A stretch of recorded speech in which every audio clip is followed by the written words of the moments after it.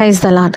தனக்கு இல்லாத ஒரு விஷயத்த கர்த்தருடைய சமூகத்துல ஆசீர்வாதமா பெற்றுக்கொண்ட ஸ்திரீயை பற்றியும், அதே தனக்கு இல்லாத ஒரு விஷயத்த சிக்கலாக்கி கணவரிடம் சண்டையிட்டு அதை மேலும் சிக்கலாக்கிய 2 ஸ்திரீகளை பற்றிய வீடியோவை தான் இன்னைக்கு நம்ம பார்க்க போறோம். 3 பேருக்குமே, அதாவது சாராய், ராகேல், அன்னாள் 3 பேருக்குமே குழந்தை இல்லை, மலடியா இருப்பாங்க. அன்னாள் இந்த விஷயத்த ரொம்ப பியூட்டிஃபுல்லா ஹேண்டில் பண்ணியிருப்பாங்க.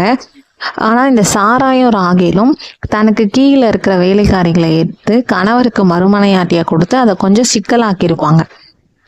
ஆதியாகமம் 16ஆம் அதிகாரம். ஆபிராம், சாராய். ஆபிராமுடைய மனைவி சாராய்க்கு பிள்ளை இல்லாமல் இருக்கும். கர்த்தர் சாராயோட கர்ப்பத்தை அடைச்சிருக்காரு. அப்போ சாராய் என்ன பண்ணுறாங்கன்னா, தனக்கு இருக்கிற அடிமை பெண்ணான ஆகாரை அழைத்து அவங்கள என்ன பண்ணுறாங்க, தன்னுடைய கணவரான ஆபிராமுக்கு மறுமனையாட்டியை கொடுக்குறாங்க. அப்புறம் ஆகார் கர்ப்பம் தரிச்சுறாங்க. கர்ப்பம் தரிச்ச உடனே தன்னோட நாச்சியாரை அற்பமா என்றாங்க. அப்போ சாராய் ஆபிராம் கிட்ட சண்டையிடுறாங்க. கர்த்தர் எனக்கும் உமக்கும் என்ன பண்ணுறட்டும், நியாயம் தீர்க்கட்டும், என்னோட அடிமை பெண் என்னை ரொம்ப அற்பமா என்றா அப்படின்னு. அப்போ ஆபிராம் சொல்கிறாரு, உன்னோட அடிமை பெண் உன் கையில் தானே இருக்கா, அவளுக்கு நலமானதை நீ செய்யு அப்படின்னு சொல்லி என்ன பண்ணிட்டாரு, இந்த விஷயத்துல இருந்து ஒதுங்கிடுறாரு.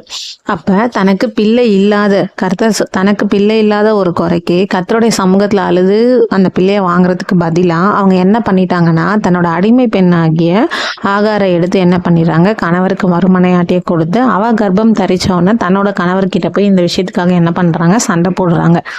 கர்த்தர் சாராய்க்கு பிள்ளை கொடுக்கறதா வாக்கு கொடுத்துருப்பாரு. அதே மாதிரி சாராய் என்ன பண்ணியிருப்பாருன்னா, தனக்கு என்ன வாக்கு கொடுத்தாரோ சாராய்க்கு அதே மாதிரி செஞ்சிருப்பாரு. 21ஆம் அதிகாரம் 1 வசனத்துல பார்த்தா தெரியும். கர்த்தர் சொல்லியிருந்தபடி சாரால் பேர்ல கடாட்சமாயிருப்பாரு. கடாட்சமாயி சாரால் குறைத்தபடியே செஞ்சிருப்பாரு. அவளுக்கு ஒரு குமாரனை கொடுத்துருப்பாரு.